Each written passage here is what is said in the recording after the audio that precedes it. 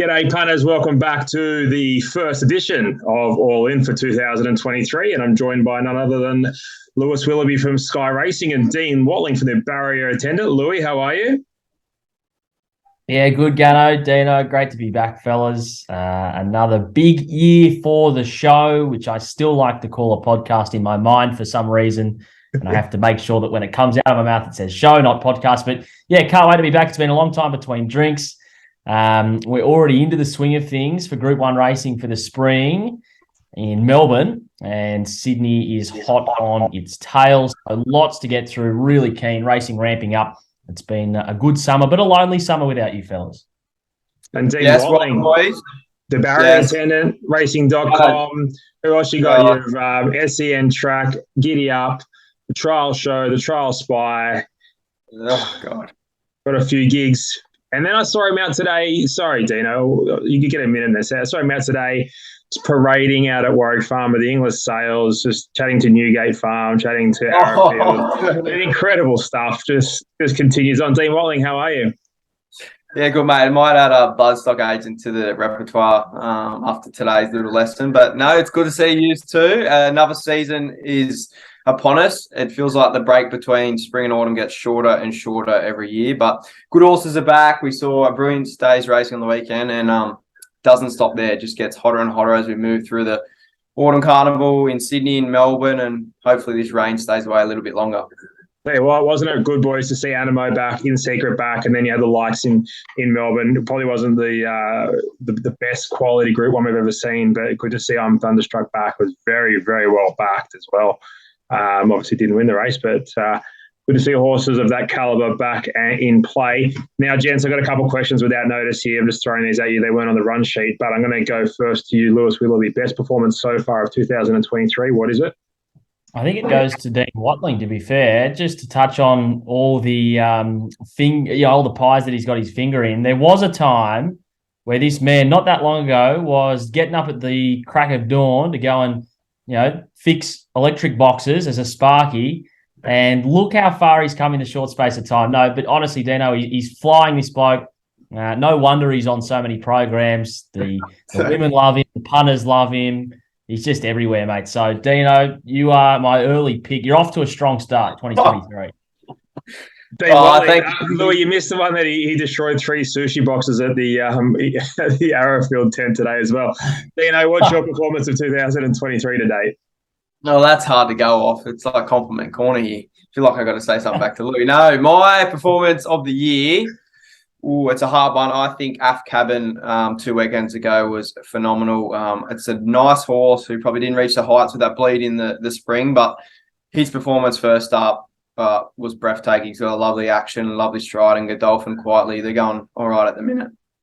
Yeah, I got to Tony Gollan for his efforts up in Queensland and how well he's going. He's just absolutely flying with the Magic Millions winner there. The other one that was to James Cummings and the Godolphin team, just going enormous. They had a really big spring. They've just come back even bigger and better. For mine, In Secret's the best filly mare in the country. And I think that she's just going to keep getting better and better. Righto, boys, one last one, bit of a curveball. We've been watching. It's been a bit of a talking point. The winning post at Sandown over those 1,100-metre races. Actually, a few people napping. Thoughts? Do you reckon they could have just dug a bit of extra ground at the back and made it 1,200? What's doing? What is going on with winning posts in general? Everywhere. They're catching it. Poor old Johnny Kissick up at Toowoomba on Saturday night. Got caught napping, went to the wrong one, went to the big screen instead. Genuinely, you watch, sometimes you look at the screen, and even as a punter, let alone a jockey, I have to give it to him for, if it's at tracks where it's not genuinely outlined, you may as well just ride your horse hard 100 metres through the line just to make sure that you've gotten through, I'm none of this timing the run, just flat out, full ball. You push it out for an extra 100 until you start to turn the bend. It is proper ridiculous stuff that in this day and age you cannot get a genuine looking, no qualms about it. That is the winning post on the run. It's proper crazy stuff. I think with that, I think we cop the winning post so that we get the good start. I think I would be more upset with 1,100 metre start at Sandown right on a bend. You dead set pen half the field if you drew outside 5. So I'll cop the winning post purely because I like the racing, I like the setup. But yeah, good luck to the jockeys. Imagine being front on and having winning post there, winning post here, dehydrated. One race is 14. Oh, leave me out. I think the challenge is, as a jockey, and you hear them talk about it, they have a point in the race where they know where they can push the button on a certain horse, or and that's what they'll do. And that point, all of a sudden, is 88 yards further down the road, and you're just like, oh, what have I done there? Oh, no, hang on, that was a race before. Like, I get it, it's hard, it's a mixed bag, but I'll tell you what, it is good to be racing at Sandown. They had the rail out 10 metres, and the track just raced so well. So it was very good. Kudos to them.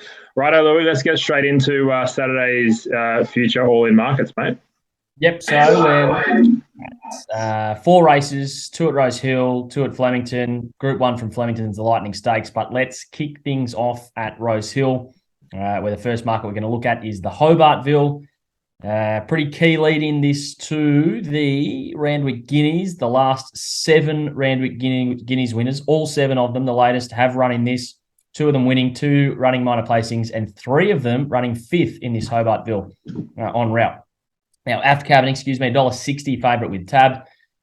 A lot of these come through the same race, so it's going to be interesting to hear you guys' thoughts. Zoo Tiger at $6, Osipenko $8, Pier, maybe one out of the blue, 11, Communist 15, Brosnan, Manzois, Pavitra, Sajardin, etc. are at $26. Gano, how have you seen the Hobartville 3-year-old Group 2, 1,400 metres? Yeah, pretty average race for the punters to start off here. So sorry about that, but here we are anyway.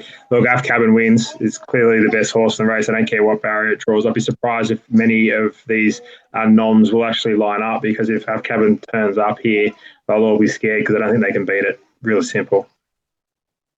Yeah, it's a good race. We saw what Af Cabin did first up, and that was off one trial. The stable did that with Kementari and Palele, that a phenomenal stable with target races. My only concern, fellas, is that ratings to win data, Godolphin stable first up over the last 365 days strike at 21.1%, which is phenomenal. But second up, they strike at 14.3%. So they sort of go off a cliff and then they peak again third up. That's my only knock. I think Zoo Tiger comes on, so does Osipenko, so do a couple others. I wouldn't be chiming in $1.55. I think if you backed it first up, maybe wait until the Guineas. I think that's way too short and potentially has a flattish run. But if he wins this second up, we know he's the real deal, I think. So, Dino, can we find a place bet in there? Because obviously we're not tipping Af Cabin here to be a bet at all. Have you got anything, a place bet at all? I think it's a dead set dry track and we can make around. I think Brosnan was phenomenal first up. That wasn't suited 1,200. I think up to 1,400 metres, around $34 in the market to win. So he'd be around that $5.56 a place. I think him and Osipenko, it's a place bet rather than take the shorts. Af Cabin's the way to go. I was almost going to say, if you don't want to take $1.60, just go back it in the round with Guineas. But unfortunately, it's $1.80 there. So you're not really making much money wherever you go. Hey, if you try to take the double, I'll give you $1.40. Yeah. So, look, I would think, Dino, that Af Cabin falls in that 14% that still wins second up. I do understand what you're saying for sure, but you look at these and it had them on toast in that race. If I was framing this market, I would probably not have Brosnan at $26 compared to Osipenko at $8. I think Osipenko wants another run after this, whereas I think Brosnan was probably ready to go now for this race.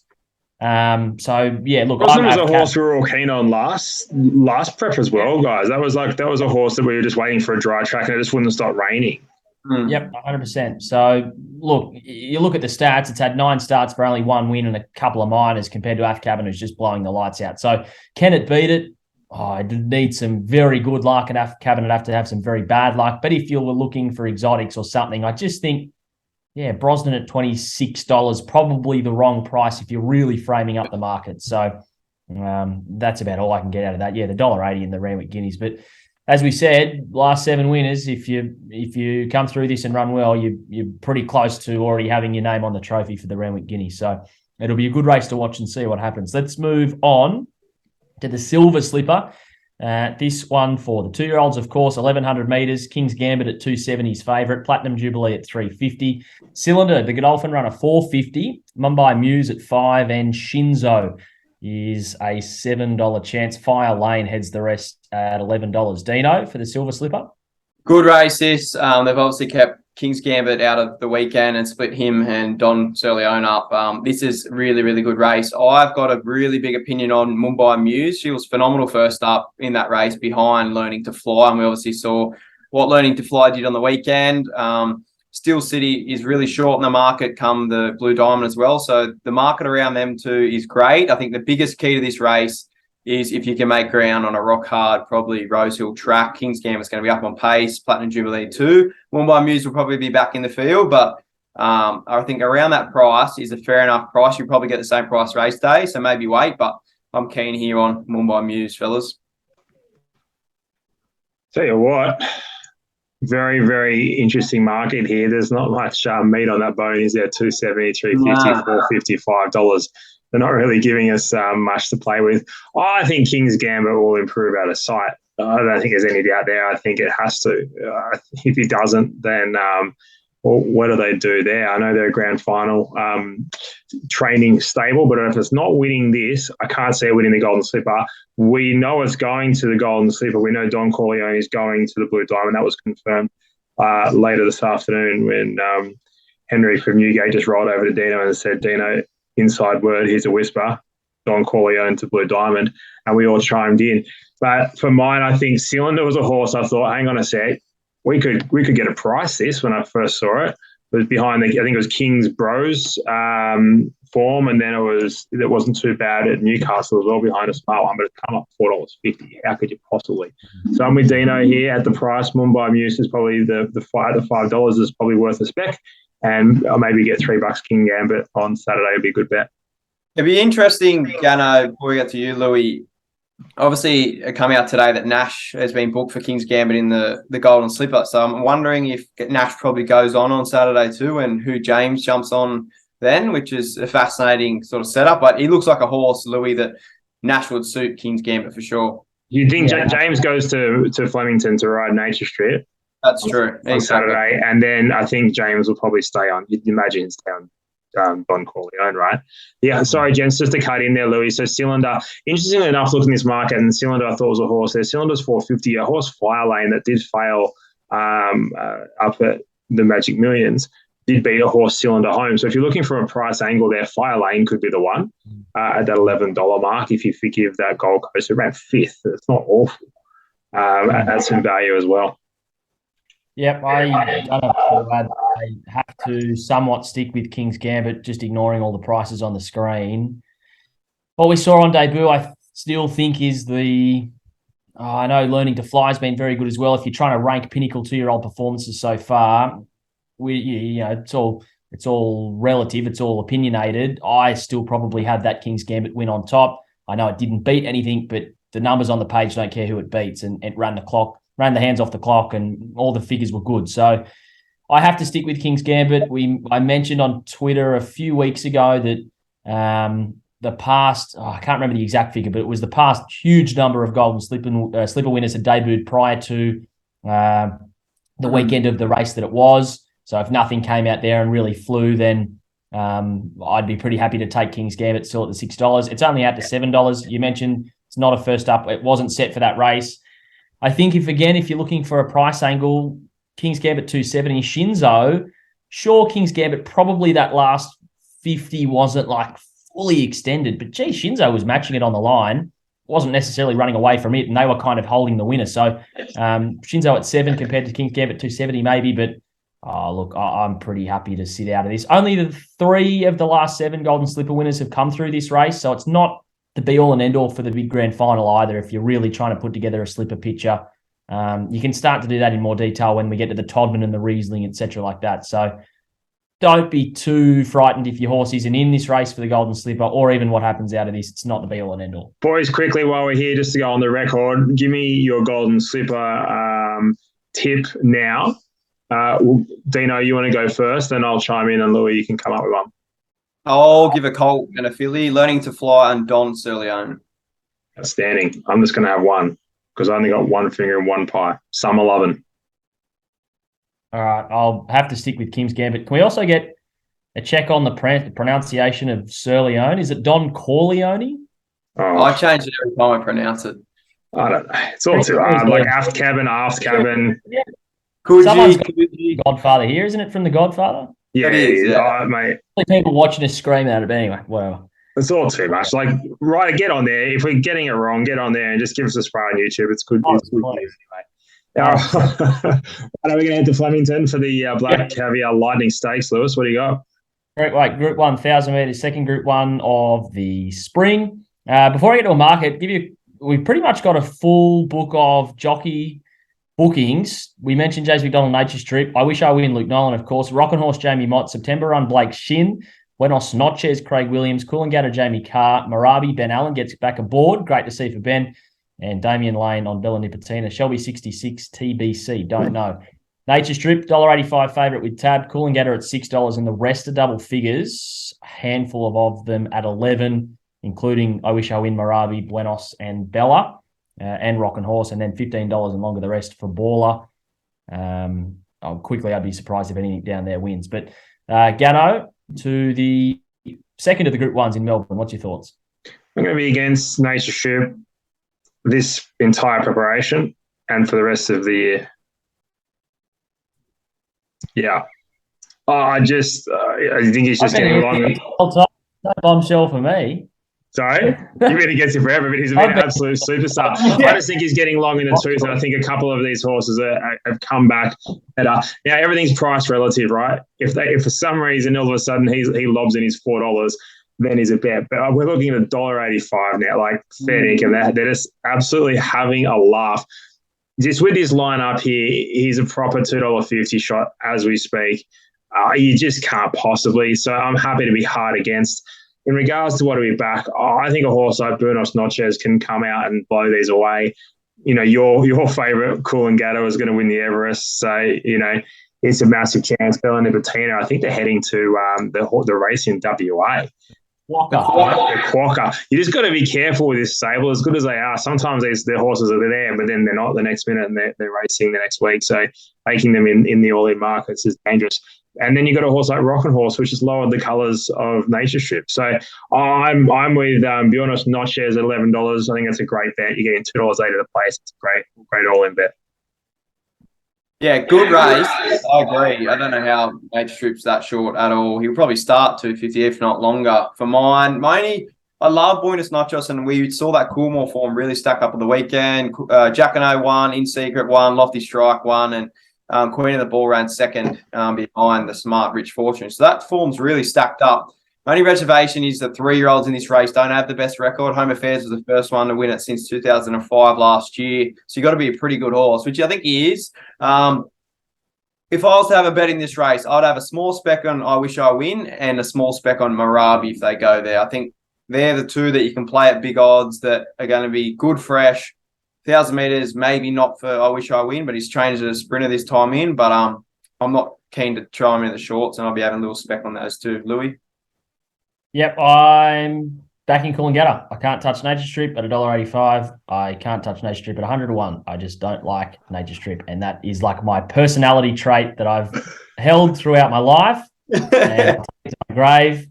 So Coolangatta for me. First up, 2 really dominant jump out wins under no riding. Looks in great form. Runs well off a spell. We know that, or even off a freshen. So just can run well fresh. The one attempt down the Flemington Straight, Dino just mentioned it, was the Coolmore on speed. Had no cover.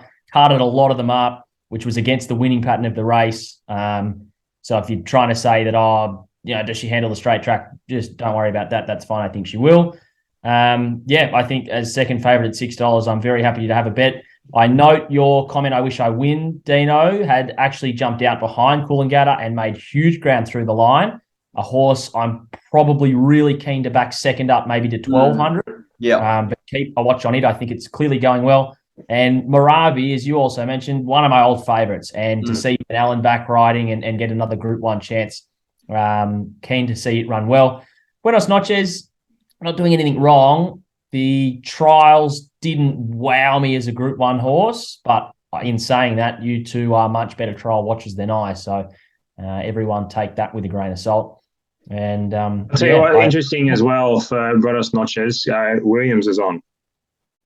Yeah, well, that's 'cause obviously Newt off, Williams on. I think that's a big tick because I think he missed the boat in the Coolmore, got way too far back. He did it on triple missile that day too, so I think that's a massive key point. And he is a bit of a lackluster trialer. Can put in a good one, but he did a poor one prior to the Coolmore last year, which I pretty much penned him for off that trial. So I think he can mix it a little bit, but he's just going to get back and hopefully charge over with them for Gannon. But it's a great race. Question for you, lads. Just looking at this field, I'm based off what we saw last preparation, and this is probably just me just backing out my own sentiment here, creating my own narrative, which we do as punters. But let me ask you if any of these horses have, significant room for improvement. We'll just work from, halfway the bottom up here. September run, improve or not? No, it's no chance. Baller, not much upside there. I think a little bit this prep. Just fell off my chair. Not possibly, but not to the level of winning this. Yeah, Rockin' Horse. That's one I should have mentioned. To be fair, I think once 1,200 down the straight though, not 1,000 down the straight though. Dry track, definite straight track horse. Marabi. Yeah. Yes, I think upside. I wish I win. Yep. Yep. Bonus Nachos. Yep. Like without a doubt. Limit, we haven't seen anywhere near its peak, that horse. Melanie Patina. Yeah, I think she's good. She went to a really big peak last prep. If she can get back to that, that's good enough to win a Group 1 like she did. So maybe doesn't need to improve rather than he's a Group 1 horse. He's a Group 1 horse. And then Coolangatta doesn't really need to improve. I can though, still. Yeah, exactly. Yeah. Well, I think they're the two for mine. If you consider that Coolangatta can improve and Bonus Nachos can seriously improve, I wish I win can seriously improve. There's so many betting opportunities here for the punters. You just got to work out which one you're with because Nature Strip's not improving.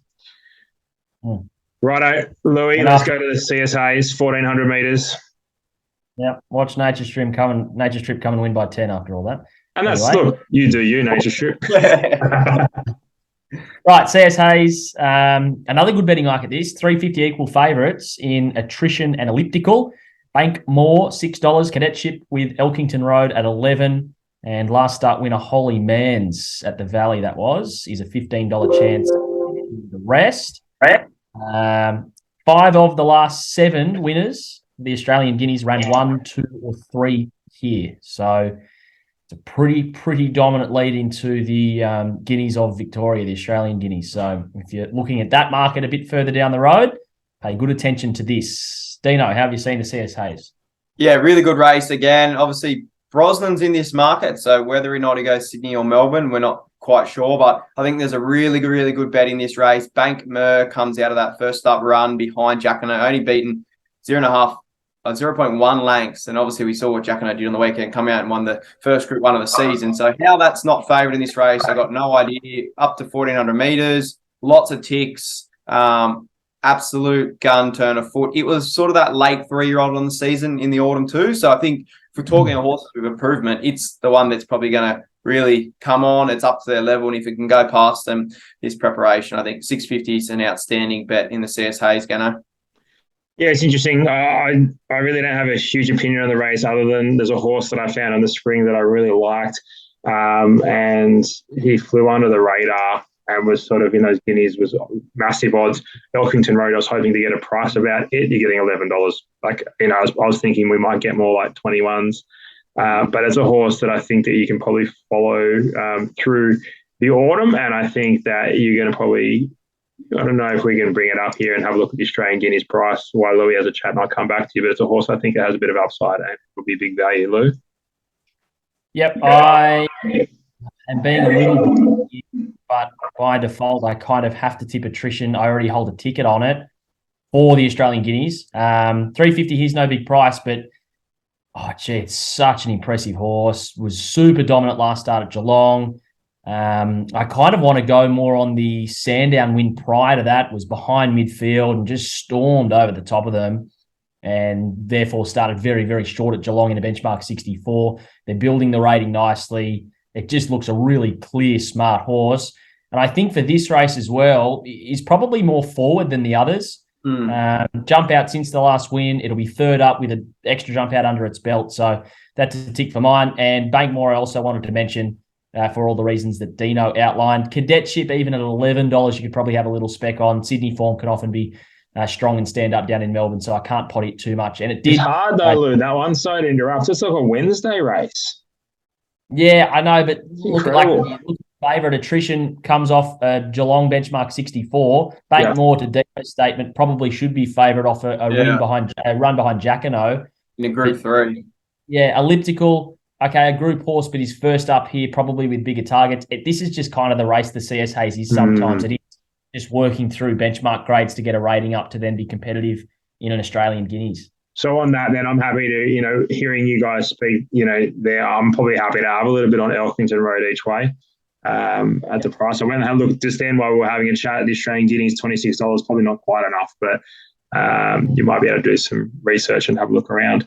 Righto, boys, we're going to do a all-in best bets so the punters out there can put them in a multi, and hopefully we can continue our fill-up that was the Spring Carnival. We can just say that because no one can remember whether we're good or bad, but let's just suggest we killed it. Lewis Willoughby, your best play for the all-in multi? Yeah, Sandown, Wednesday, race 3, number 5, Arctic Fairy. All I have to say to the punters out there, if you've got a spare minute, just go and watch the 2 jump outs of this horse. It is absolutely airborne. All right. I like it. What race was that? Race 3, number 5, Arctic Fairy. So that's your best. Are we doing best all in? Yeah, that's best all in, Lou. Come on. Oh, I thought it was Wednesday's, Brett. I was going. What is there a feature race on a Wednesday? Ganno's just legs gone too. Stand by. Best of luck. Oh, Coolangatta. Right. And you know my best Wednesday bet, so I'm done for the potty. I'm done. Show. Beautiful. So Louis just completely thrown us all. Louis' all-in tip will be Coolangatta at the $6 mark. Well done, son. You're on fire. Dean Watling, what do you got for us? Oh, we're early on in the autumn, but this is close to the bet of the autumn. A race we didn't touch on, the Tony Burke Memorial, a horse by the name of Anavistia. If you've got some time, look at this horse's jump outs. It is phenomenal. It's a Group 1 horse in the making. Went off the boil last autumn and the spring. Targets the Coolmore. You can get around $26 for that.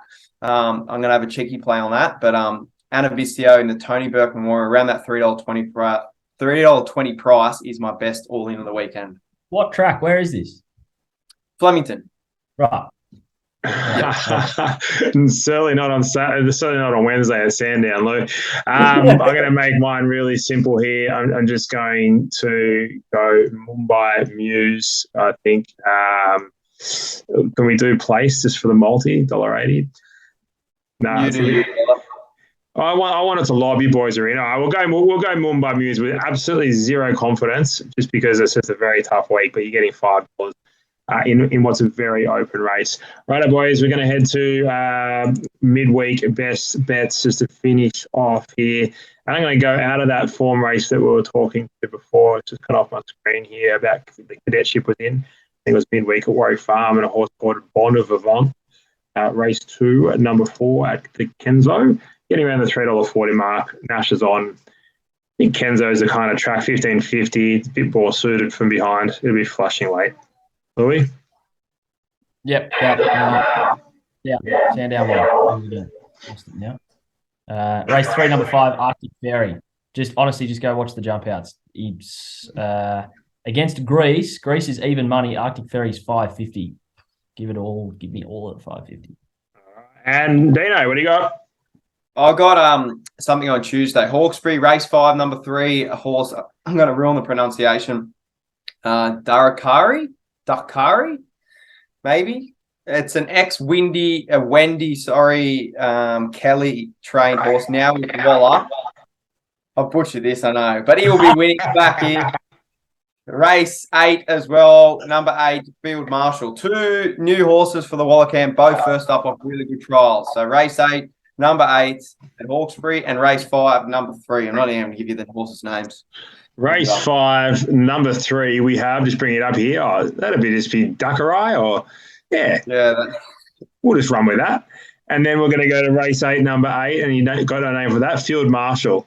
Dean? Yeah, that one. Yeah, that's very good. Not the most silky show we put together tonight, lads. We're going to have to go away and have a good hard look at ourselves, but the content's been great. It's good to have you back. We'll be back bigger and better next week. Group 1 racing is well and truly back on track. Dean Watling, mate, huge day for you out there looking at all those yearlings. You'll be exhausted on the golf course as well. Go have a rest. Lewis, thank you, mate. Appreciate all your hard work.